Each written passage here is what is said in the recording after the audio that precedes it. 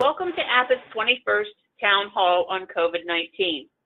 My name is Billy Zadek, Standards and Codes Administrator for APA. Allow me to review a couple of housekeeping items before we start. All attendees are in listen-only mode, and we ask that you utilize the chat box for the Q&A segment of this session. While we attempt to respond to all questions submitted, should we run out of time, responses will be posted to APA's COVID-19 RAQ, Recently Asked Questions webpage. We also remind participants to ensure their speaker volume level is set for your comfort. Our speakers are gathering us from across the continent, and as such, varying volumes will be present. Today's session will award professional continuing education credits, as well as APA credentialing points and AIA CLUs. For AIA certificates, please email Billy at Billie, @apa.org, along with your AIA membership number if you have not done so in the past.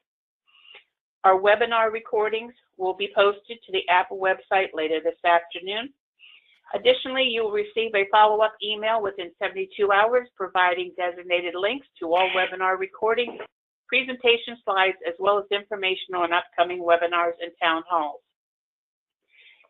At this time, it's my pleasure to introduce Lander Medlin, APA's Executive Vice President, your moderator for today. Lander, take it away. Thank you, Billy, and thank you, Suzanne, for all the work that you do for these town halls. And welcome all attendees. We appreciate your engagement in these town hall meetings as we further explore the impact of COVID-19 on our facilities organizations and the education enterprise.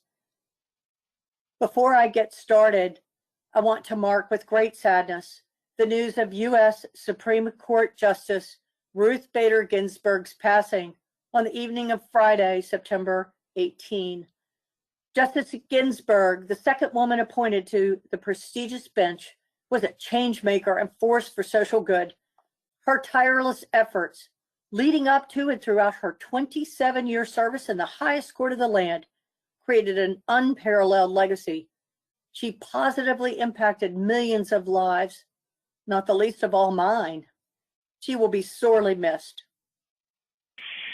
Our town halls now occur every Friday with a different target and focus. So our next one will occur on October 9, 2020, with a focus on a topic stemming from yet another angle from the reopening survey. As always, thank you for joining the dialogue. Please pose your questions at any time. That's what makes this a rich conversation and the special community we share. As schools continue to manage their many and varied reopening strategies, your response to the latest membership reopening survey clarified the need for more advice and guidance on communication strategies others have adopted. You also wanted to hear successful and failed attempts, the challenges, and any lessons learning. That's why we chose this topic today: COVID communications with diverse stakeholders and interest groups. In light of the open-ended written responses from the Reopening Challenges and Lessons Learning Survey, each panel member will share a case study on their specific institution's experience concerning its reopening plans and the communication strategies they employed. Now, as such, here's the format for today's town hall. I'll provide an introduction to set the past 2 weeks' context. I'll introduce each panel member who will share their case study remarks, address your questions throughout, and conclude by highlighting additional resources and final closing remarks. In the past 2 weeks, the United States added 600,000 cases, tragically approaching 7 million, with the death toll surpassing a stunning 203,000. In fact, about 800 people are still dying daily. Although total U.S. cases had shown slight signs of slowing down, the nation's daily count of new cases is now climbing again, fueling worries of a resurgence of the virus as schools reopen and colder weather pushes people indoors. Our current baseline of 35 to 40,000 cases a day is too high. We may be in for an apocalyptic fall, especially as the virus is spreading broadly now. Doesn't matter where you live, positive cases abound. It's part of everybody's life. The U.S. outbreak is poised to get worse, so don't pin your hopes on a vaccine either. So what can be done in the meantime? We must unequivocally follow the 3 W's. Wear a mask, wash your hands, watch your distance, and box in the virus through strategic testing, rapid contact tracing, supportive of quarantine, and effective isolation. In addition, I'll recount 5 actionable steps I just learned. Accept the reality that no game-changing injection or pill is coming soon. Plan, prepare for more closures or shutdowns, inevitable. Live like you're contagious, paying particular attention to gathering indoors for any length of time. Build for the pandemic, especially with respect to indoor air quality. Hunt the virus through proactive detection and tracing. Overall, rapid testing may indeed become a deliverable soon, yet the debate over a vaccine heightens. As such, public confidence is plummeting, with nearly 80% of Americans thinking the vaccine approval process is being rushed. This prompted experimental vaccine developers, Moderna and Pfizer, to release the full rulebooks for their blind studies. Yes, transparency. And everything I read emphasizes that independent scientists and health experts will review the data from the trials and make separate and distinct science and health-based determinations. And yes, the CDC updated its guidance again regarding pre-symptomatic and asymptomatic testing, given its significance in transmission. The CDC also removed guidelines saying coronavirus can spread from tiny air particles. Frustrating capitulations for sure. Now, economically speaking, unemployment claims held nearly steady at a still elevated 870,000, remaining historically high amid the pandemic despite summer hiring. It's still a level 5 times higher than pre-pandemic. Stocks extended losses, and U.S. oil prices slid as investors see dwindling prospects for a new stimulus package. Consumer confidence slowed in mid-September, marking a loss in momentum, threatening to derail whatever momentum the economy has. As a result, the Federal Reserve expects to leave interest rates near zero through at least 2023, unprecedented. Education's reopening plans remain shaky and unstable, with senior leaders facing very difficult decisions daily, evidenced by the latest Big Ten decision to now play football as early as October 23rd. For the moment, most campuses haven't completely gone to remote instruction. In fact, out of nearly 3,000 colleges, 10% are fully online, only 4% are fully in person, and 3% are still undetermined. So what about the 2 interventions of face mask compliance and regular comprehensive testing? Face mask compliance, at least on campus, is the new normal. It's captured well in the slogan, mask up or pack up. Comprehensive testing plans include testing pre and upon arrival, random selection thereafter, and pooling, along with 24-hour assessment of building wastewater effluents. This one is captured nicely in this slogan. Write your plan with logic and adjust for emotion. Then the motto, we proceeds me, speaks to the criticality of an appeal to students' responsibility to their community by their diligence. This slogan captured it, protect the hive. Frankly, I'm all for whatever helps us make it through the semester with few or manageable COVID-19 cases. During our last town hall, we addressed the content of the latest membership reopening survey and spent time identifying the results, along with an advisory panel who shared experiences relating to each of 6 survey topics: move-ins, testing, contact tracing, quarantine and isolation, signage wayfinding, and dining food services. This time, each panelist will provide a brief case study on its institution's approach to reopening and how they orchestrated their communications and messaging around a particular topical area with their many and varied constituency groups. They plan to talk about what they have learned as a result, their successes and failures, recommendations and advice for future efforts. Let's get going with our first panel member. David Brewer, Director of Building Services for Infrastructure, Planning and Facilities, Michigan State University. Besides his already significant duties and responsibilities in that role, since May 2020, David has served as the process manager for reopening at MSU, the Michigan State University campus-wide planning and preparedness effort for safely reopening in the age of COVID-19. David earned his PhD in Organizational Communication and Culture from the University of Alabama. David will focus on MSU's operational communications with respect to both their internal staff and external audiences. David? Thank you, Lander, and thank you, APA, for having me today. I appreciate the chance to share and learn from our members in these webinars. As we know, communicating in COVID planning was a huge challenge for multiple reasons, some environmental and some obviously of our own creation. Things like scale and variation in audience, our university culture and structures, changing national and international landscapes and expectations, all of those were major obstacles to effective decision-making and communication. For this presentation, I'll be sharing the 10,000-foot view of our overall COVID communication or COVID planning and operations communication strategy for MSU through the lens of our internal and external purposes. I'll be highlighting a couple of purposes for each, discussing our tools, challenges, and the level of success in meeting those purposes. So I'd like to start with our internal communications focus, focused on internal stakeholders such as our faculty, staff, administrators, and students. The first of our purposes for those internal communications was coordinating planning and operationalization activity. I would suggest that in this purpose, we were mostly successful, even if we got a late start. So for the COVID effort at MSU, we designed a new system of decision-making and operationalization decisions versus our normal operations. So here, we usually are a very decentralized institution in general, with units retaining tons of autonomy for decision-making.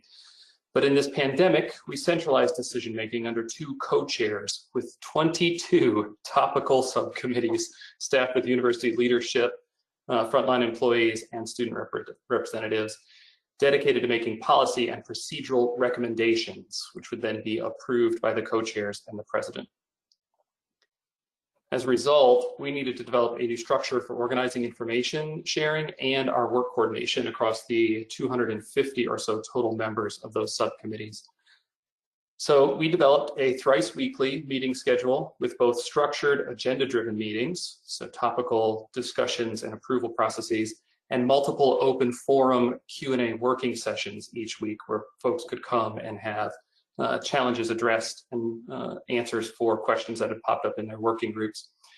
We designed a formal flowchart for submission and approval of the recommendations toward operationalization, and we built a centralized information system using Microsoft Teams and the related suite of Microsoft Office tools such as OneNote and SharePoint to help with data collection, information sharing, record gathering, effectively providing a way for people working across groups to see what other teams may be working on simultaneously to help us identify conflicts, duplicate work, or opportunities for crosswork.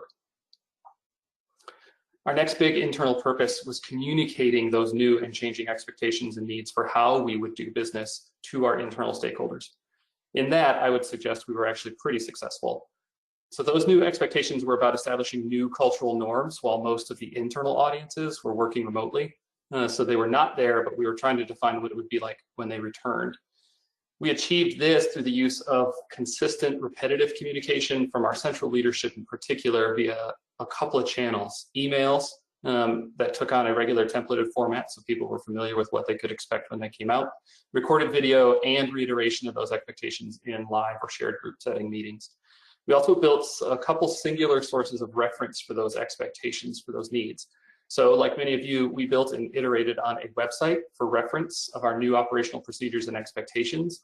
That website actually had a dedicated support team and could be updated in minutes, not days, as is the usual website updating process at most universities. It was branded and linked prominently from our main website and social media, and we have experienced a ton of traffic through that site. We also have a university external hotline. And so each week we developed a script based on frequently asked questions for the hotline workers to be able to answer those common questions. And we shared that script each week with our university leadership and employees, so everyone had the same information internally about those changes. The final big purpose of our internal communication strategy was to manage those internal stakeholders' anxiety. And here is where we were probably most unsuccessful in that purpose. The sheer volume of activity in developing new structures was inherently stressful, obviously, and difficult to share. And we were trying to balance informational and like emotional supportive messaging in the same forums, and it was just too easy to lose the plot in those big long messages. Additionally, I would say we had a very slow start with our communication structure and cadence. So communication in general tends to lag decision-making, but we didn't start our weekly, for example, updates about our COVID-related operational changes until mid-June, and we had been dismissed from the university on campus in end of March. So we were months behind the ball, and that caused people to feel in the dark about what, if anything, was happening. And as a result, anxiety has continued to be consistently high among internal audiences regarding our operational efforts. Shifting to some of our external purposes for communication, the first of which is we were trying to foster a sense of safety and security and calm. So given so many unknowns, we wanted to establish ourselves as experts in safely operating in this environment, especially when people were going to be entrusting their children to come here. So we were somewhat successful in achieving this through what I would say is careful alignment with our Trusted University branding campaign. So we used Together We Will, which was taken from our very successful Spartans Will campaign over the past couple of years. We utilized multiple forums, including earned national media on MSNBC and others to showcase our expertise. We built structures for town hall and fireside chat opportunities so people had live engagement. We hosted a lot of meetings with external stakeholder groups about COVID-related items, and that was particularly helpful in the evolution of our town-gown relationships, an issue that I know many of you have also been facing. We valued transparency. It was one of our established foundational values for all of our decision-making and COVID planning, but with that also comes bad news, and we shared that, so it was kind of a mixed bag. One big success story from that effort is that we utilized a single point of contact email address as a way to drive and contain inquiries and coordination of messaging. So it was a good way for people to feel heard and for us to simultaneously manage emotional and informational needs. It was very widely utilized. We had over 500 messages a week, more on weeks where there were major announcements. And if a substantive comment or a question was submitted, someone at the university responded to that individual email, either from our dedicated team checking the inbox or from a representative office on campus. And that helped people feel like they had a way to engage and be heard. Our next external purpose was to set clear expectations for our various external audiences about what they could expect upon return to the campus, such as our parents or community partners. And I would say we had mixed success in that purpose. Given the volume of the things that we need to establish, those new expectations, we were only able to communicate clearly about any decisions that had been made and things that stayed the same. So we used a really consistent email, video, and live communication channel to describe those things and what people could expect, but those decisions often came really late in our COVID planning cycle, and communication overload kind of dictates that we couldn't communicate everything every time. So if there were lots of new changes or language for people to learn, it was really difficult to get message penetration in the current media environment. And finally, I think our last major purpose for our external strategy is that we were trying to achieve buy-in for those new expectations in our new reality. And in this, I would say we have also been pretty unsuccessful. So there was no clear path to shared ownership of responsibilities by external audiences and stakeholders. They were just receivers for our communicated information. So we already had a huge planning structure, and most of those people were not engaged in that planning structure. So with so many stakeholding groups with competing priorities operating in effectively a very remote setting, we struggled to find effective paths for engendering compliance in particular, regardless of the communication channel. Now, we've developed and communicated clear compliance measures. We've said consistently what they're going to be, and we're beginning to see stakeholders respond to those, but it is super slow going. So we have high participation in our expectations, but we have very low satisfaction with a lot of those changes. And I think it just comes down to there's very few effective channels, as it was just us dictating things, and that usually fails to foster buy-in. So my three sort of major pieces of advice, recommendations, and lessons learned from the experience of managing the communication strategy or participating in it here are as such. First, we need to build structures early and hold people to them when we are making those changes in how we do business. The trouble we had with our organizational communications was really an organizational culture issue. So because our process for decision-making and planning was such a huge departure from our normal cultural standards, it needed a lot of structure to help people be a success in it and to understand how to participate and understand what we were trying to do. But we got a super late start on it, and there was no structure for compliance management. So university leadership, a dean, for example, could still utilize their outside relationships to skip steps in the recommendation and approval process for some change to our procedures, which meant there were a lot of doubling back and time wasted and a lot of confusion about what to communicate when. So changing our communications meant changing our structure, and we were super slow to do that. Second, I would recommend that you build a Maven trap. That's that single point of contact. It serves as a very succinct way to manage engagement from external entities. It gives everyone a chance to share very consistent messaging, and we saw those messages echoed in other forums. So things that we had shared through email, we saw popping up in our social media chain. So people become a force multiplier for your messaging. It also gave us a very rare chance to take the temperature of external audiences. And that is a gift, a resource in these kind of high stakes planning environments. So building a Maven trap is a really great idea. And third is, get help. We leaned fully, obviously, like everybody else in our university communications office, but also we fully utilized our academic expertise and our practitioners, so people like our campus broadcast stations, to develop and execute communication-related items. Universities have these huge pools of known resource expertise, but we don't always engage them because we get the "that's not my job" or "that's my job, stop doing it," that kind of thing. But we found tremendous value in everyone contributing via their expertise. I think it's one of the major takeaways for how we will operate as a university going forward. So that ends my presentation, and I'm happy to take questions now or at the appropriate time. Lander, thank you. That's awesome, David. I really think you have given us a powerful case study on both the internal and the external audiences and some very specific things that you did, whether they worked or didn't work, right? And trying to manage that anxiety continues to be a really difficult one. I was struck by the buy-in piece. That's so hard, yet you were moving toward that end, and I appreciated that. Your 3 recommendations were really powerful too. And can you explain a Maven trap? Oh, sure. Maven trap is actually a phrase I picked up from Malcolm Gladwell's Tipping Point book it feels like about decades ago now at this point. On the back of your cereal box or your laundry detergent, there is a 1-800 number. And that number is designed, who calls the back of a laundry detergent number? That number is designed actually to entice people who want to know more or have a burning need to tell somebody something to call and hear the company line, but also provide feedback that the company can utilize to more effectively do their business, whatever that's going to be.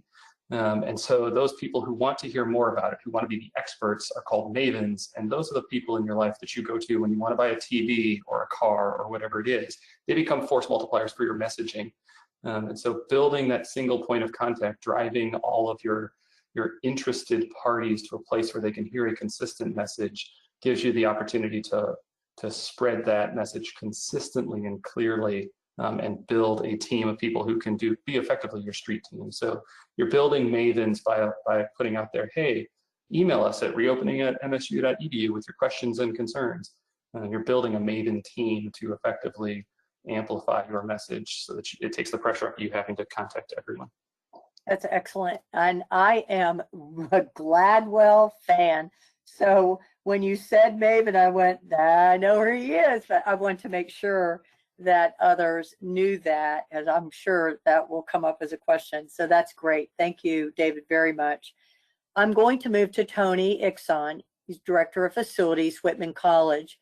Tony is responsible for the college's built natural environment, a large portfolio of programs and services, all in support of equitable student success, with over 30 years of higher education experience in California, Oregon, and Washington.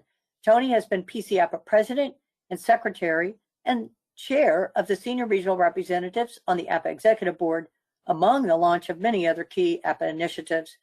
Tony will focus on the social justice and town gown issues that Whitman College has experienced and what he learned from his previous role in Portland as well. Tony? Great, thank you very much, Lander, and good morning, everyone. I'll separate the two topics as well as bridge them, because I think the communication piece and the understanding as well as the support, not only internal community members to your institution, but also in the local city and county connection as well. So, social justice and especially protests on campus is really nothing new. The current climate creates quite a tumultuous situation, as if the COVID pandemic is not bad enough. So there's certainly oftentimes at institutions where there is a need to speak out and identify people's perspectives, discontentment, and so on. What's kind of interesting with the era of pandemic is that the protests oftentimes start formulating more in a digital platform, or following state, local COVID requirements. You'll see more of caravans instead of marches. You'll see car-ins instead of sit-ins. And again, institutions have the opportunity within reasonable perspective or reasonableness to identify time, place, and manner. But ultimately, what is really critical is to communicate early and often, particularly on a particular hot topic or issues that are current, flamed in the media and so on, as well as engaging the students and the institutional community in a dialogue and a productive manner that occurs frequently as well. Many institutions have a diversity, equity, and inclusion initiative either already implemented or being implemented, and accordingly a position oftentimes referred to as a chief diversity officer. They oftentimes would lead the process of engagement, and in our particular case, we have an inclusion task force that has actually recently completed their report and continues to engage students so that they do feel they are part of the process and being heard on a variety of issues that come up. Particularly during this time, I think this was from a few sessions ago that APA offered, talking about our current condition of volatility, uncertainty, complexity, and ambiguity. And during these times, you could clearly not over-communicate. The consistent and regular scheduled communications are extremely helpful, as well as commentary, I think, that are important both when there are particular sad or harrowing issues that are addressed to the entire community, as well as when there are opportunities to celebrate, such as earlier this year with the Supreme Court upholding DACA and LGBTQIA rights. Those are all important pieces to identify to your institutional community that these are situations that are well worth celebrating, as well as certain situations that have occurred this past year that are well worth mourning and having a sorrowful event. The other aspect is having an outlet or support mechanism, whether it's counseling or various allied groups on campus that people can go to, employee assistance programs I think those are also extremely helpful, not just from a social justice perspective and issues dealt that have to occur there, but also related to COVID, from everything from working remotely to isolation to depression. Those are all issues that are very important to identify that your institution has that support.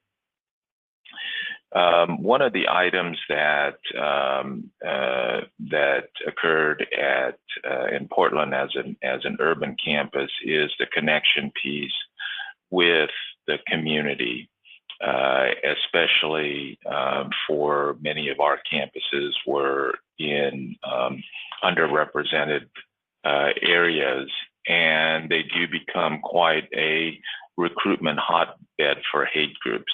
Working with the Office of Equity Inclusion and the Southern Poverty Law Consortium, tracking and identifying these groups, creating a process, I think, that between facilities and your security or Department of Public Safety and the Office of Equity Inclusion to tackle some of these issues, removing the stickers, flyers, making sure that there is an awareness of those are all connected pieces that are very, very helpful to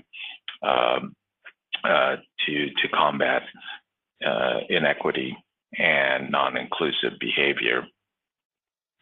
So in summary, from a social justice perspective, I think communicating early and often, identifying support of various issues that occur, particularly engaging not only just the entire community of faculty, staff, but particularly the students is very, very critical, and making sure that diversity, equity, inclusion is in the forefront of the institution's initiative. So switching gears a little bit, communication, and I'll talk a little bit initially about what we had done here as it relates to both internal and external from a town and gown perspective. I think as it relates to COVID-19, it was very critical early on for us to make the connection with the city, county, and depending on your particular incident command structure, to make sure to have that connection and be part of that dialogue, as well as the leading health agency. In our particular case, we had a couple of weekly meetings, both between our task force as well as specifically with our health center directors, so that the two areas continue to discuss. And this proved to be extremely helpful when we adopted a contact tracing software, identifying that that was something that the county was very excited for us to help them in that process as well. In our particular case, for if there is a case that is positive, the county in essence would take over and be the lead agency to provide contact tracing and reaching out to the various people that are affected.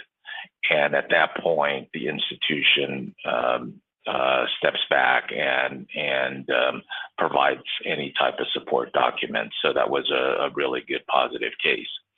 I think the communication is also very critical as it relates. In our particular case, we had mandatory testing last month, and we had about 1,000 faculty, staff, and students tested. And some of the state agencies were actually a little bit concerned that we were doing that, concerned about the numbers rising and whatnot. So we were very fortunate, knock on wood, I'm knocking on my head, that in this particular case, we actually had only one case. And as it turns out, that particular case was someone that had previously had a case. The communication aspect of cases is also very clear and needs to occur regularly as well. When our first case was identified, the message went out from our president identifying that we had our first case. And I think this is a critical piece, especially because there are a lot of emotions and fear involved with the possibility of exposure. So I think having that clear communication is extremely helpful. The other aspect of communication internally, which helps with our external facing dialogue, is addressing regular forums. We had open forums with our president, as well as office hours, again, all virtual, obviously, the coronavirus task force chair, our CFO. And when we decided to make the difficult decision of going remote, the president and cabinet intentionally met with the various groups to address their needs with the faculty, the staff. The students were broken up into freshmen, returning students, and athletes, student athletes. The other aspect is the daily communication that is occurring again in the spring. We also had daily communications, and during the summer we spread it to weekly as there weren't as many present, but now we're back to daily. And in a variety of different formats, both written, interactive forums, videos. Those are all positive ways to communicate. The other item that's important, I think, that many institutions become a fiber of the particular city, county that the institution is in. So in our particular case, we made an agreement, and we continue to work closely on various aspects. Institutions that are not in person oftentimes have resident halls that can be used to help support the local municipalities as it relates to quarantining and isolation.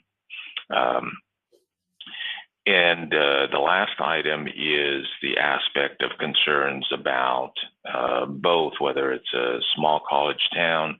In our particular case here at Whitman, our security and student life works very closely with the community when there's an apparent report of gatherings, and we address that immediately. And in larger urban settings, obviously working with local law enforcement and various community members and businesses are also a really important piece.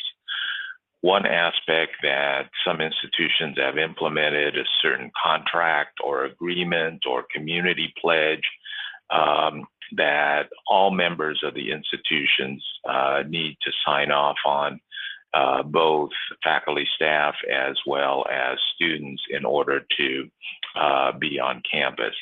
And that agreement or that pledge is something that is extremely helpful also in enforcing some of the issues in the town and gown. So a couple of takeaways, not surprising. Communication is such a key aspect when it relates to fear about not only COVID, but about jobs, furloughs, and all the insecurities that come along with that, as well as the ongoing communication piece with the various city or county component for the Emergency Operations Center, as well as specifically for the health department.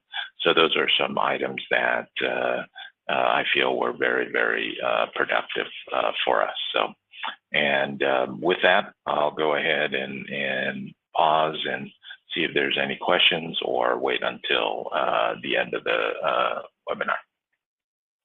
Tony, that was, I really liked the way you connected the dots between social justice and town gown issues, and that you cannot over communicate. and that you're using lots of different mediums to do that. I did also note when we were reviewing the responses to the reopening survey, they talked about joint enforcement. And I think you were alluding to that with your work, not just internally, but externally with the surrounding community. Could you speak to that just a little bit more, because they also were trying to get the idea of being on the same page with the same plan. And did you find that, and through the transparency, to help both your town gown and even future social justice issues as they play out? Yes, actually, Lander, thank you for that. It is a critical piece, especially here in Walla Walla as a small community. And more importantly, I think that there are so many connection pieces to Whitman College, whether it's familial, whether it's enterprise or businesses, and ultimately understanding that much of our faculty, staff, as well as students support the community, but just as important, what the community does help support us. So we're always very mindful if there are particular issues that come up, or if there are particular reports that come about of activities. And sometimes it's just perceptions, and by immediately addressing, they recognize it's an important issue for us, not only just addressing it and investigating it, and sometimes in our investigation we find out that it's actually not some of our students or college community member that has engaged in those larger gatherings and so on. In an urban setting, such as Portland, it's a little bit more challenging, but again, it all comes back to how you make the connection. We were very fortunate there that our director of public safety was the former police chief, so there was a natural connection with many of the different people in law enforcement, so that we were able to make sure that during any particular issues that they were present and available, but not in the forefront, visible, possibly creating more issues than diffusing. And our public safety was very good with that. And of course, the third piece of that is our Office of Equity Inclusion that continued to work with the various campus administrations and the community members, which is a really critical piece, so that they understand our support again of the community and the community members. So I think those are all really critical pieces that need to always go hand in hand, so to speak, a three-legged stool to be successful. That's really terrific. Thank you so much, Tony. I'm going to move to John Morris, PE, Professional Engineer, Vice President of Facilities Management, College of Charleston. John has been in higher education facilities management for nearly 40 years, with a bachelor's and master's degree in mechanical engineering from Colorado State University. He is past RMA president, former senior representative to the APA Executive Board, past chair of the APA Credentialing Board, and an APA fellow. John will focus on what the College of Charleston is doing with its various communications vehicles, with great care and concern to the college's overall marketing and branding strategy. John? Thank you, Lander, and thank you, APA, and kudos to our colleagues on the panel today. Certainly now more than ever, I think facilities management plays a critical role in promoting student success. And as we know, it's all about communication. And as you mentioned, that communication needs to be as transparent as possible.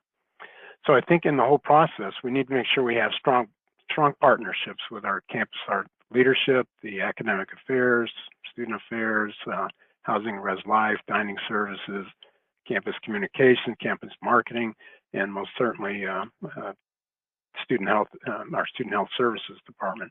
And this is a great time to show and demonstrate our value at the table. So frequently we're looked at and considered the subject matter experts. We're certainly they're looking to us for information, assistance, and guidance on a lot of the questions that they have.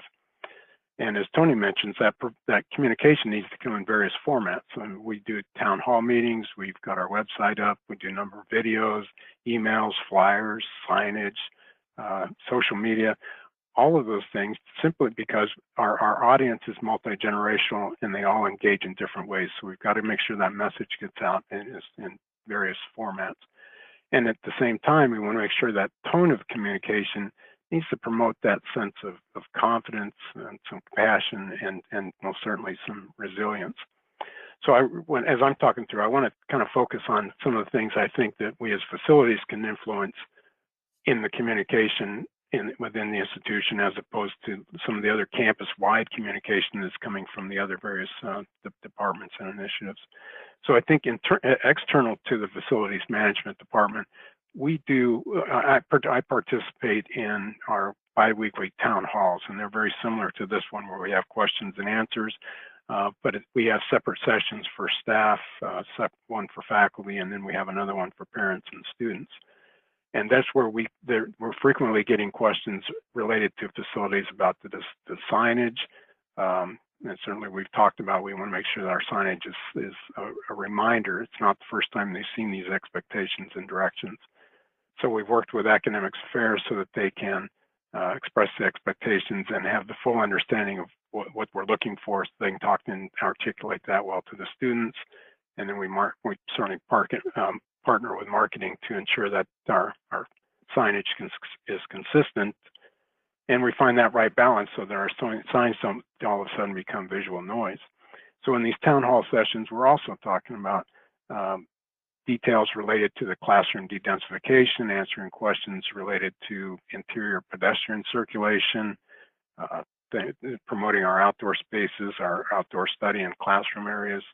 We talk about details related to the sanitation and hygiene, the hand wipe stations, hand sanitizers, enhanced cleaning programs that we have in place, cleaning products, day porters for cleaning frequently wiped touch surfaces.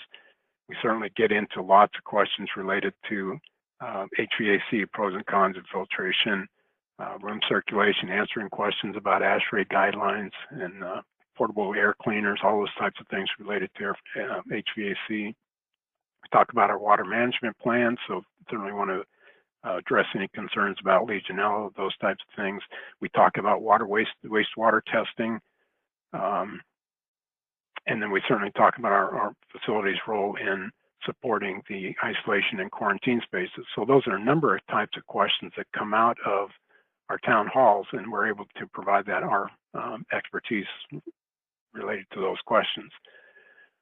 We've also worked actively with housing and res life on the communication to our students in the isolation and quarantine spaces.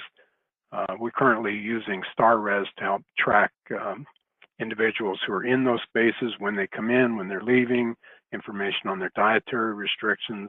It's a way for us to pass along information to them on just details of what they need when they're in those isolation quarantine spaces. And then we've provided them a QR code that takes them to a link so that it'll help them request anything that in addition of that they need that we didn't think of in advance. And you never know when you're going to get one of those freaky little things that you end up with somebody in isolation that now has a lice problem that you didn't anticipate, so you've got to stay flexible on all of your plans. We also have the daily and weekly coordination Zoom sessions, so that internally we're coordinating. We've got a building liaison program, and some people call them building proctors or building managers, but we're helping those individuals work through the process of how they can help communicate across campus. And then we we work with our campus communication department to help tell that story and promote the awareness of our behind the scenes activities. That's a great way for us, a great opportunity to highlight and give credit to our maintenance and custodial staff who are, they're often overlooked and just taken for granted. So we've been able to publish articles in the campus newsletter, and we've posted articles on the Campus Today, the College Today newspaper.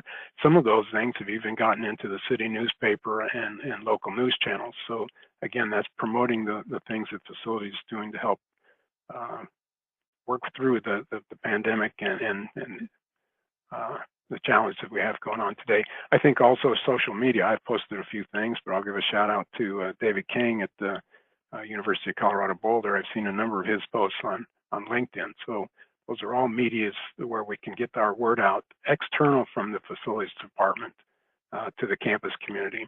And as part of the senior team, we also do campus walkabouts, and during those walkabouts, to give us, we're handing out face masks, kind of encouraging enforcement of the face mask helping people understand why a face mask is required, even though they feel like they are watching their distance at the same time. So, we certainly don't want to create a bunch of exceptions that we have to work around. So during those walkabouts, we carry extra face masks. It gives me opportunity to collaborate with some of my peers while we encourage that enforcement. And now with Halloween just around the corner, we've been talking about handing out treats and hopefully not tricks if they're not complying. So those are some of the things that I think what we're doing in facilities that's external to the facilities department. But I wanted to also talk about some things we're doing internal to the facilities department. Communication is always important, but it's even more of a challenge now. We have to do this in a remote format. So we have daily Zoom meetings, and I'd say one of the side benefits to that is that it's helped some of those who are a little hesitant about their computer skills. It's encouraged them to be a little more proficient. They're a little more comfortable with certainly talking on a Zoom meeting and knowing when to mute and unmute, all those little tricks that they were a little hesitant to step into initially. Certainly, we've got our weekly newsletter that we put out. We've got monthly supervisor meetings, and we've tried a couple of town halls similar to this one and the one that the campus does. And if you do those, putting our first one together, some things we learned is it does help to have a moderator.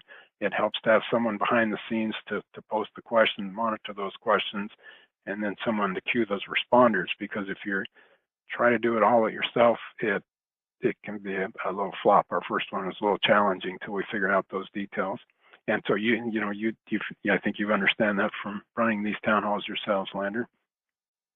Then we talk about in those sessions, any of the concerns that our staff has. We continue to promote proper use of PPE, the training opportunities. We give updates on the campus activities, how to help respond to the students that are in the isolation quarantine occupied spaces, promote the campus pledge. So there's all sorts of things we can do for our internal communication.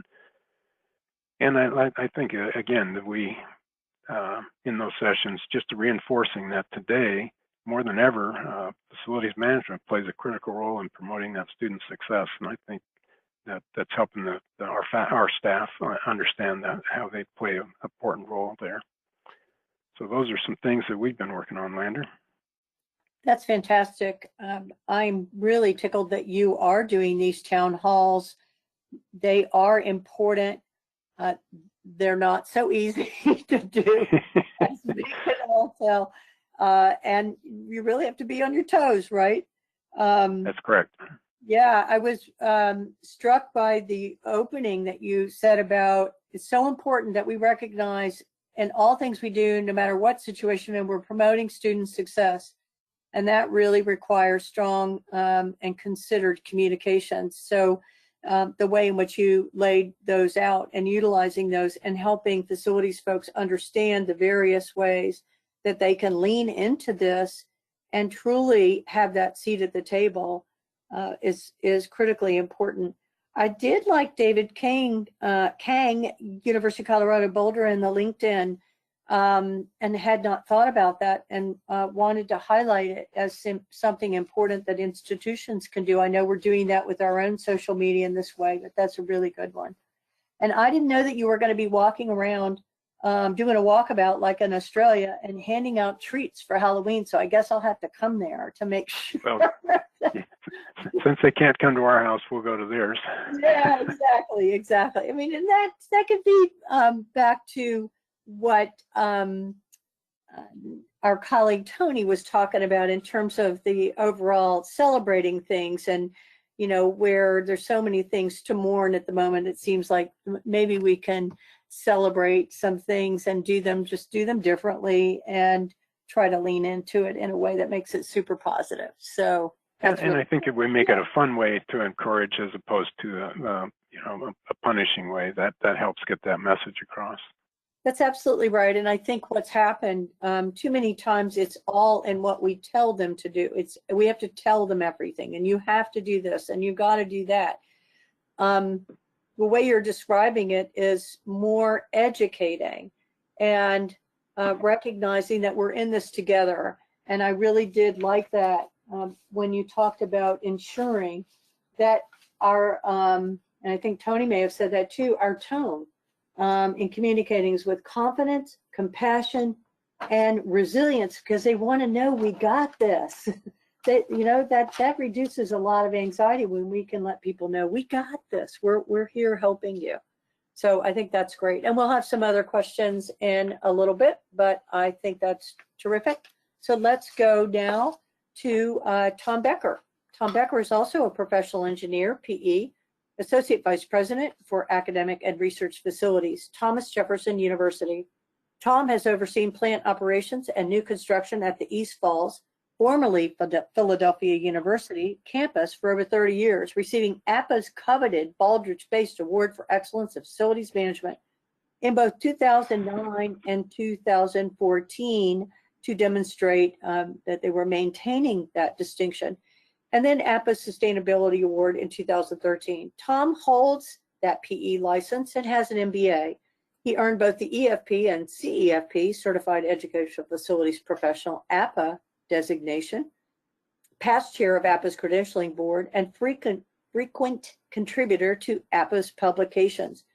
Tom will provide a deep dive on what Thomas Jefferson is doing with respect to their overall reopening approach and communications messaging for testing, tracing, quarantine, and isolation at a med ed institution. Tom?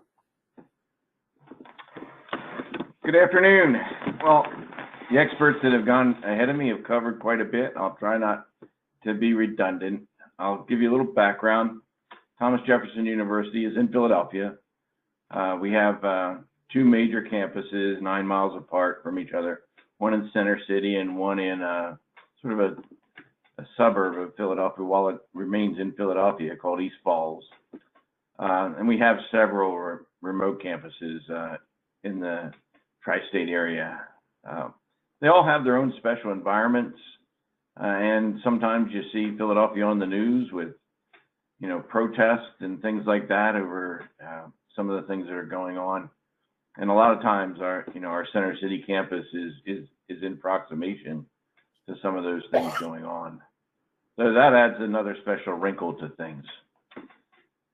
There's a big advantage of being the academic and research arm of a major health system like Jefferson for things like this, however. The expertise that's available on the calls that we go through is just, it's cutting edge, and, they can give good advice, very timely, things that they're experiencing on the medical side or experienced on the medical side as the first wave came down the coast, have really been very beneficial to being efficient and also being on point with some of the things that we prepared for on the academic side. We also became Aramark subject matter expert for their corporate-wide service delivery guideline. And we use some of that to help our own guidelines, frankly. So to give you a quick history, we went totally online in a almost a moment's notice at spring break, ahead of the Philadelphia curve. We saw the curve coming down the coast. We feel we did a pretty good job of stopping it in Philadelphia, and that was a collective exercise of all the major health systems here in Philadelphia. But we played a leading part in that, and we learned from that, both the expertise on the medical side, but also from running a partial semester online. And from that partial semester online, we realized that both our institutions, Philadelphia University and Thomas Jefferson University, which is now one, our basis of academic delivery is about experiential content. We were one of the first on the medical side to, go into the autopsy type of thing and student, medical students and so forth. I mean, going back, to our birth almost 200 years ago. And the same thing on the Philadelphia University design side with, so we realized in the spring that we were just missing that component, and we wanted to be able to deliver a good hybrid approach towards education. We thought it was important as well to bring a freshman class on site, and we went at it with those objectives in mind. To do that, we developed about a dozen focused communication tools that all interrelate with the goal of collective success. We started in the spring. We followed very similar to some of the other schools that have talked an incident command structure. First thing that happened was we developed an overall corporate guideline, and we understood we needed to align with federal, state, Department of Education, and the city requirements and consider their recommendations. And most of those requirements during that time frame were a moving target. So we would start a draft. We probably have half a dozen drafts of our different guidelines at that point from those timelines. Right now, that's slowed down quite a bit, but in the beginning, do you do testing? Do you not do testing? We recommend testing. We don't recommend testing. All of those things were still popping about. We ended up with an internal guideline of about 166 pages, and it focused really on 7 areas: students, academics, faculty and staff, research, campus operations, which is where facilities came out of, finance, because you gotta have the money and you gotta understand what things are costing and what your offering is costing, and then of course communications. Then we also published a smaller public-facing guideline that's online, available for download, and we shared that with APA. It's only about 21 pages. As I mentioned, there were several versions of regulations, and over time, really the online guideline became the tool to use because it changed really week to week. It's been pretty stable the last several months. We learned lessons from our 14 hospitals. They had less than a 1% transmission rate in the hospitals from patients to non-patients, and we understood what that meant in terms of barriers. We understood what that meant in terms of HVAC, wipe downs, decontamination, and infectious control. We adjusted our cleaning protocols and upgraded our vacuums to have a rating. It's all about trying to keep things out of the air. Standardized to MERV 13 filters wherever we could. Completed remobilization checklist. That's another communication tool internally. As John mentioned, some of that related to Legionella prevention and just good practices. Philadelphia has the distinction of where Legionella began, and that's unfortunate.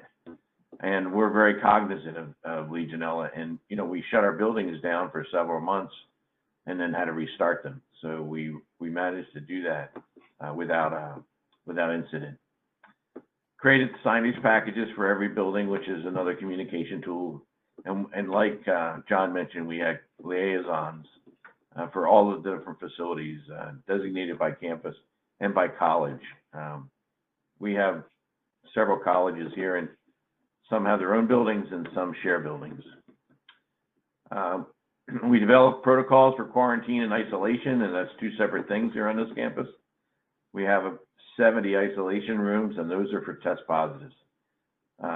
We develop step-by-step procedures for housekeeping, facility services, dining services, and we trained every single person on those procedures. And it was about not just protecting our students, but protecting our workers.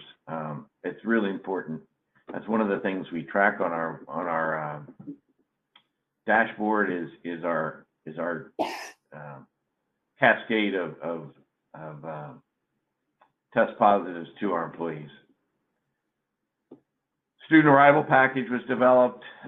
We didn't go overboard, but we have face masks, wipes, informational procedures, a bag, and we did some of that was communication about the different things that we've done on campus over the summer. We de-densified a lot of our eating areas. We do have internal eating areas, but they're 6-foot distance, and they're single facing and those types of things. And we limited our hours of operation so that we could do terminal cleans in the evenings, overnight. We developed training slide presentations for all of our staff. We audited every single instructional delivery portfolio, space in our portfolio, and re-rated all of the occupancy, and that changed several times as different regulations came across. And so we worked hand in hand with the registrar, and we actually limited our amount of barriers that we put up. We have barriers in every single classroom, but we're also requiring we're a fully masked campus, so we're requiring masks and or face shields, and we advise both, but we don't demand the face shields. We have gone to a safety glass protocol for our staffs. Policy changes. We had policy changes that we had to enact. We had to communicate a 14-day pre-arrival quarantine requirement to any student that was coming on campus. A big thing, and this goes back to what Tony was saying, was we closed our campus to visitors for the first time in 30 years. And that created quite a town gown pushback. And that, when I say closed our campus, that's our East Falls campus, which is very park-like and is heavily used by dog walkers and goat walkers and every other thing. But just like our hospitals, we went to a no guest policy, and we felt that would be critical to being able to control what was going in and out of our buildings. And we think that's worked, but that required some explanation, and not everybody was on board with it, but we went through it. We have an attestation of conduct.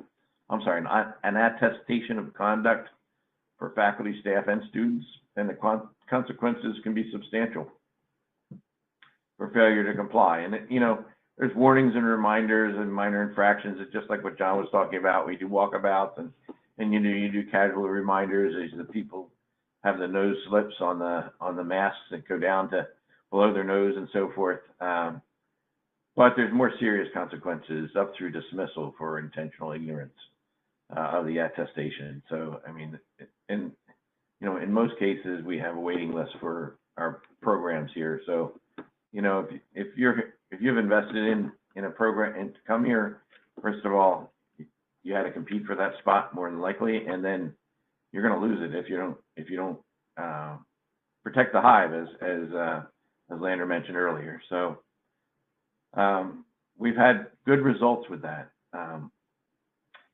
Testing intentions evolved. We have on-site testing at both major campuses, and any of our remote campuses can make an appointment to come in. We do teledoc, so that we don't do on ad hoc visits, that type of thing. It's all by appointment, but it's available every weekday. We tested every residential student, and now we have ongoing testing of 116 random students weekly, students, faculty, and staff weekly. to keep our statistics going and to understand our trend of what's happening. Currently, we have less than a 1% transmission rate. We're at 0.24, 1/24% as of last Thursday, and that's out of a approximate 8,000 head count. As we prepped for this meeting, we had 18 test positives since mid-August and 227 PUIs, and we currently have 15 total students in isolation. Every one of our students and our staff that have tested positive have recovered. On the academic side, unfortunately, we did not have that type of success for all of our patients that were in the first wave in our hospitals, and I think that brought a reverence to the seriousness of what we're doing and a reverence to our students, because some of our students are right in there with the hospitals and what this is and see what's going on. But our hospital usage right now from COVID is way down. We're expecting a second spike, but right now we're in a valley in our hospital, and we're gone back to pretty much normal activities in our hospital. Right now we're planning for the semester end and spring, but are prepared for interim spikes and exit ramps, so to speak. We do 2 tests, force calls per week, like an incident command structure. We go right down through it, and we look at our dashboard and see where we're at. Morale is high. I think our students are appreciative of what we've done. I think our faculty are appreciative of what we've done. They want to do what we're doing. They're part of the solution. So I think that's important that they're part of the process as you're going along. Our plans to vacate campus at Thanksgiving. We did no fall sports. Sports will be doubled in the spring, and we're preparing our fields for that right now. We'll communicate our spring plan over the next few weeks so that we have the most current indication of what we're really going to do. Flu shot started, and we're recommending that to everyone. It's really important that you stay as healthy as you can. If you have to go through a COVID experience, you don't want any other problems. You don't want that compounded by other things. So we're encouraging people to stay healthy. And for the most part, people are actually healthier than what we've seen in past years. But we're doing a lot of attention to make that happen. Re-cleans, and we've gone to one of the things we have gone to is the UV markers. We don't do UV cleaning, but we do UV markers, and are in constant audit, and we benchmark those audits. So we're looking at all of our high touch points. They get hit with UV markers on a weekly basis, and we try to make sure that those UV markers are cleared by the time the follow-up inspection comes. So those are some of the things that we've been doing here in Philadelphia. It's not like any other semester we've ever had. And so far, knock wood, we've been fairly successful. We hope it continues. We're past most over-unders. A lot of other campuses in the Philadelphia area started out this way, and within the first couple of weeks, they just had to go to totally online. And we haven't had to do that. And we're now about a third of the way through of our goal. So that's where we're at, Lander and group. Thank you, Tom. I do appreciate so much the advantage of a med ed institution. You have clearly identified that. And the fact that you developed a myriad of communication tools, a pretty massive internal playbook I heard you talk about, and I have seen the external playbook that you shared, which is the public facing piece.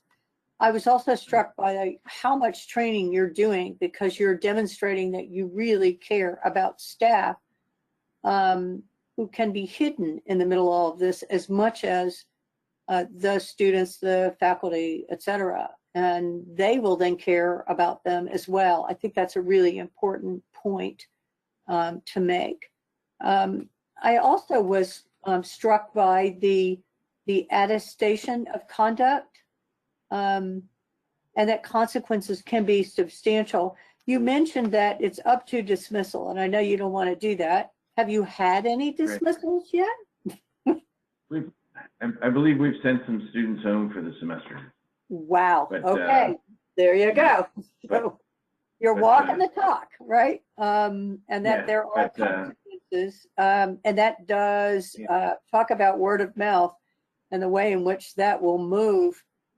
Do you think, this is going to be an angle here, but do you think that the med-ed institution clientele make a difference with respect to face covering compliance and the other protocols? As they have they really are tied into this and have a greater sense of what this pandemic is about. Can you help me there? I think it does, and you know, the fact of the matter is that, you know, students do what other students do. So you know, and we're now about probably a little more than 50% medically related. So I think the fact that all of those students take it so seriously, you know, our other students that are in design or architecture and engineering, you know, they look at it and it's conformity. You know, it's like, okay, I get it. You know, and you know, you see the students walking around up and down the street, they're all masked. It's you know, we really haven't had to scold to, you know, the incidents that cause concern are the off-campus incidents where, you know, people let off steam, have a party, it gets out of hand, and then you're in trouble. You know, we don't think we've had any on-site cascade of the virus from the instructional areas thus far, anyway. But it's the areas that you can't control, and that's where the attestation really comes in. That's great. And Marion Bracey on our question board was speaking to that, and how our organizations are using students to enhance and support communications messaging. I know in a previous one, a couple of them, they have said that student RAs and students across the campus actually being the compliance monitors, they do look to each other and they talk to each other. Could I get some others that maybe, David, you might want to talk about? Are you folks at MSU utilizing students in that regard? Yes, we are, Lander. Not specifically every day as a reporting agent, but as an educational agent in support of our compliance pathways. So we also have a community compact, which is a behavioral attestation or expectation that outlines not only the expectations, but the possible consequences for failure to comply, which also at our institution can lead through the student code of conduct all the way to expulsion. We have gotten as far as interim suspension on multiple cases to date. And we have a peer ambassador program through our Division of Student Affairs that is designed to provide education when they see people in noncompliance, and also provide masks and other resources so that they are capable of complying. And we have seen some success in the rollout of that program, such that even our local government in East Lansing has now co-opted that exact same model, or adopted, I'll say adopted kindly, adopted that same model and has been doing educational peer advising and ambassadorship in our downtown student areas. So we've found it's an effective way, student to student, to avoid some of the escalated response in this political climate surrounding the COVID response, to have students doing it instead of sort of administrators or staff people having to be in that position has been more effective. That's great, David. I like the angle is that they educate one another and they help to monitor. They're not an enforcer, which really takes it in, again, that wrong tone, that direction that's not going to get us very far. So I appreciate that. Any others on the panel? We've heard from Sure, Tom Leonard, on that. Go ahead. This is John. Yes. Yeah, our students are doing the same thing. Students, our president of the Student Government Association is on our town halls. So when certainly the parent student town halls, they're able to hear directly from the student government president. When we had our first week of class, we had student ambassadors that were helping with people understand the building circulation plans, and again reinforcing the mask up. And I'll put a plug in for SUNY's. I think you touched on it, Mask Up or Pack Up. They've got a great video if you go to the SUNY website on students talking to students about mask up or pack up. It's really funny. When you said it, I was reminded we had a dry run earlier this week in discussing this, and I took their 4 slogans and I used them in the beginning. So thank you, colleagues. Let me give credit where credit is due. You hear these. I thought, wow, what a perfect way to deliver the message, right? And trying to get everybody those slogans or mottos. So thank you for allowing me to do that, and also recognizing that that particular one did come from SUNY. This is a great way to get buy-in. I'm really, really tickled. I think that Tony Ixon, you talked about this between your social issues and town gown about the ways in which you get buy-in. And you know, the more that we can engage our students in this, the more we learn about their perspectives, the better it is that we are able to lean into them and student success and build citizenry. I mean, isn't that one of the huge purposes of education, is to build an educated citizenry? And so this is a great way to do that. Could I take you folks in a little different direction? And this one will be hard. Hey, Lander. Yes, go ahead. Hey, Lander. I just wanted to add just one more item, that one of the aspects of our pledge is also for students, even if they are remote, meaning if they're in other states and so on, the behavior and so on is still expected, you know, following the mask, the social distance, all those items, even though they're not in campus or in town, they're still expected to follow that as a commitment and representative of our college. So I think that really brings home the stewardship and ownership of being a Whitman student. That's wonderful. I like that language too, the stewardship and ownership of it.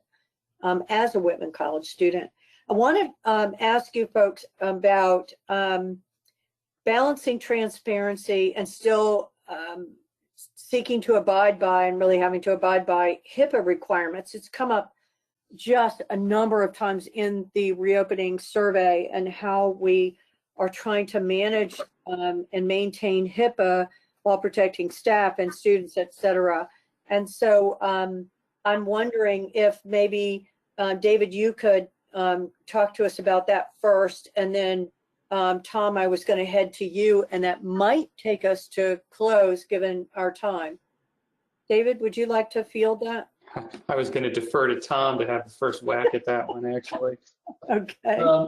You know, our early HIPAA conversations focused on, you know, we use a daily screening tool for staff who are reporting to campus, and now students as well, for self-report of like symptoms and things like that. So we had some initial conversations about HIPAA concerns and determined that those kind of records actually didn't fall under the HIPAA guidelines, but instead were employee records, so they could be widely distributed and viewed by supervisory staff. The new HIPAA conversation obviously is in testing, both early detection or surveillance testing and diagnostic testing. We are still sorting through and don't have a good answer to the diagnostic testing, the positivity information, short of when we are made aware of a positive test via we have a triage hotline embedded in our health sciences colleges. People who are self-reporting by contacting that hotline or who are participating in contact tracing can be identified in their positive results, but we are not reporting them or taking them in aggregate from outside reporting agencies in regards to identified information via HIPAA in regards to our dashboard reporting. So we're drawing the line between public announcement of who and private tracking of the county required efforts such as contact tracing and referrals to diagnostic testing if a positive is identified through our surveillance testing. And so that's how we're kind of trying to walk the line of these are private health information issues, but also there's a public health aspect to be considered in making sure that known positives are being treated in quarantine appropriate, or treated and isolated appropriately. It's very delicate, yeah. Yeah, it is very delicate. It is a tough one. Staff get upset about it, but there are some guidelines. Tom, do you want to weigh in on that one? Yeah, so, we have a password protected OneDrive that shared document that a very limited amount of people have access to, where the names of the test positives would appear, and it's very limited access. After that, it's all about communication of location, and we've taken the position that after a 7-day dwell time, the virus is dead in area, in our facility. So we're not, if the area is vacant, for instance, if we take a person out of quarantine that was a PUI and we put them in isolation, we're at single bed occupancy right now, so that room just gets closed off for 7 days. It comes out of our work order system, no names appear or anything like that. It just, a work order can't be issued to go into that room for the 7-day period. But we're pretty, it is a tight line. It's a tight wire. We try to do it without any type of pass along of information, but it was too difficult. We have to deliver meals to people, and they've just got, we need a location. We need from just public safety standpoint, there are a few critical people that need to know. Got it. And that's what we're trying to limit to. I think that's really great, because you read my mind there, Tom, as I was going to go to the ways in which we're utilizing this information to inform staff on isolation and quarantine units, whether they're in use or available for cleaning. I did have someone, I like that you had this wait time of 7 days, then it's much greater safety. It deals with the safety measure side. Yeah. I did have someone from the survey tell us that the way they manage the turn is they use a visual clamshell lock cover to indicate available clean units, which I thought was really cool. And it decreased the reliance on electronic tracking. It was literally an on-site at point of service visual. And I thought that was great to share with this community today. So I'm getting close to close. Any final remarks? Because I'm going to go to close if y'all are good to go there. I would mention one other thing, Lander, that if it's all right, is that we have, as part of this agreement, we communicated with the students about how we're going to service them, and we do not service a room or any in the presence of a student. It's interesting because a lot of the students, we have over 900 students on site living on our campus, and they're taking online classes. We'll knock on their door to do a service call or something like that. We have to ask them to leave.